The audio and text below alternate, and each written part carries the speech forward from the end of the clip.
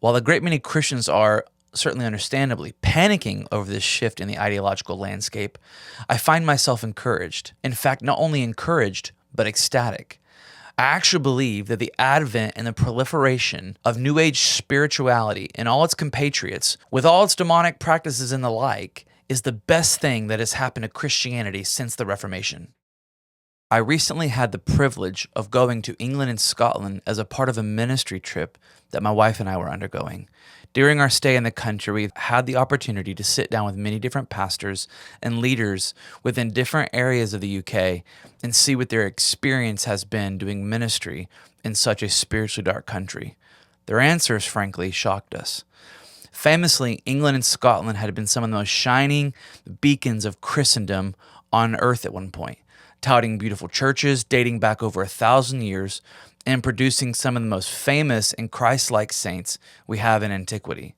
However, over the last 30 years, this beautiful hope has been shrouded by the looming and suffocating cloud of the new atheists. Oxford, for example, which was once the symbol of the best and brightest Christianity had to offer in terms of spiritual practice and mental agility, was sought to be reduced to an institution that mocks and ridicules the faith and exalts the self, causing C.S. Lewis to appear like a prophet, and perhaps he was, in his essay Men Without Chests, where he ridicules the modern education system for neutering our sense of objective values for the things we can only and primarily see and weigh. The New Atheist movement was famously led by men like Richard Dawkins, Christopher Hitchens, Sam Harris, and Daniel Dennett, the self-imposed Four Horsemen. The analogy rings ever truer.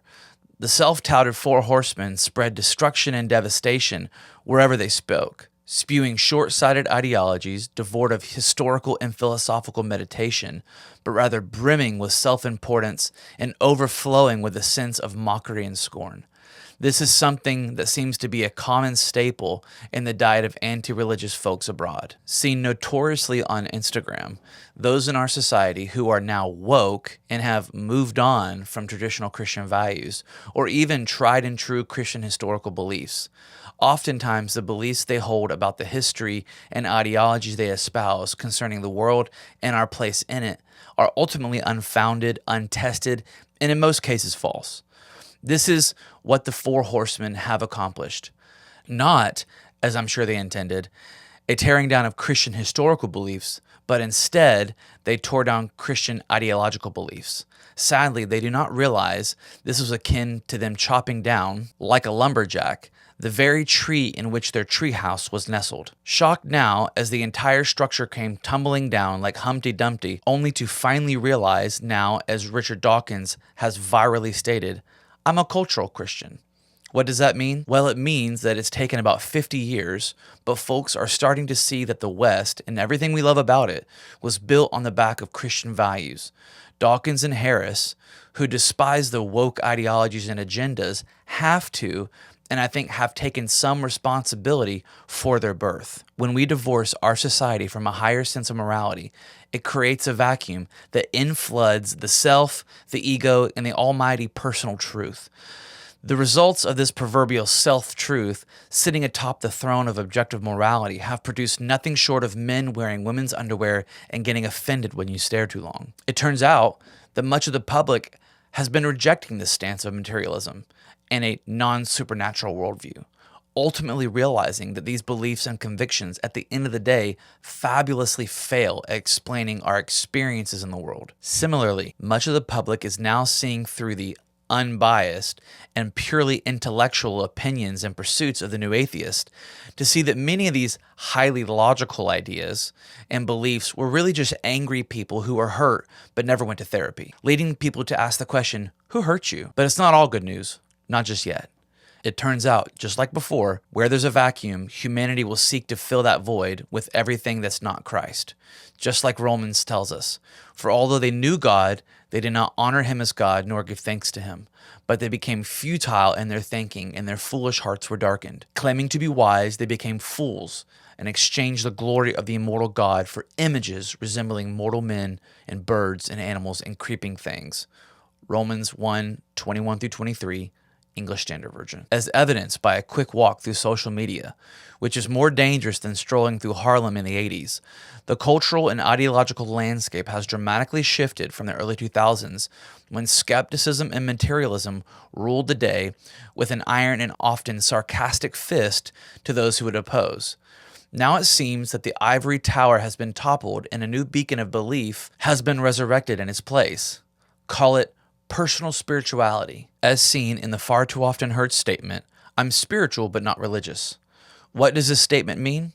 It's basically a follow man's way of saying, I would like to have my cake and eat it too, monsieur. I would like to believe the supernatural and the great cosmic force of the universe, but I don't want it to tell me what to do. Are you seeing a pattern here? Man, and especially modern man, will believe in many different things as long as he himself can be the arbiter of truth and certainly his own morality. This is what New Age, Wicca, Christ consciousness, and a host of other modern spiritual beliefs offer people, seducing the public like the harlot in Proverbs to come and debase themselves in their core evil desires with no fear of consequences because in this false reality, you're the king. While a great many Christians are certainly understandably, panicking over this shift in the ideological landscape, I find myself encouraged. In fact, not only encouraged, but ecstatic.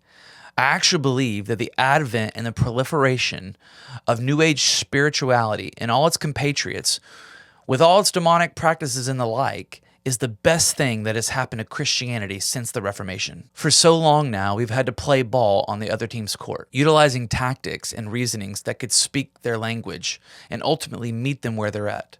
While I'm extremely grateful for Christian thinkers like Aquinas and Plantinga, who pioneered in this area, there's no mistaking that these arguments went over much of the public's head, mostly resigned for the academic space. Plainly said, for the last 50 years, the burden of the Christian was to explain and defend the very idea of a God to an audience that rejected the supernatural altogether.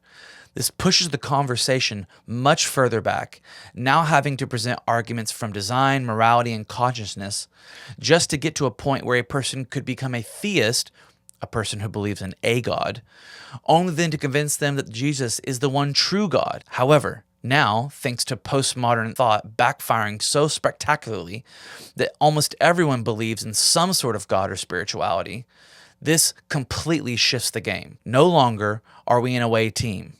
We finally have a home court advantage. In many ways, the Western world has been reset to first century Rome and Palestine, where everyone is spiritual, and the Christian's only task is to show that Christ reigns supreme over all other deities. Now, arguments and presentations like the one Paul gives in the Areopagus in Athens are applicable to our audiences today, where he points to the Greeks to consider the unnamed God as Christ. Even closer to home, for those of us who believe in healing and the miraculous, this is a huge win. The shift towards the supernatural presents an openness to the things of the Spirit, like healing and prophecy. Make no mistake, many of these demonic practices actually do pay dividends in spiritual resources.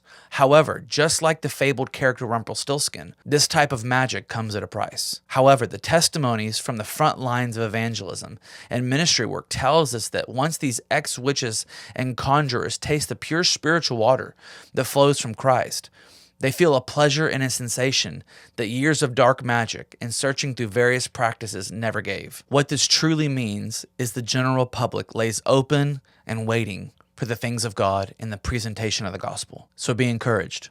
Rise up, take the land, for the fields are white with harvest.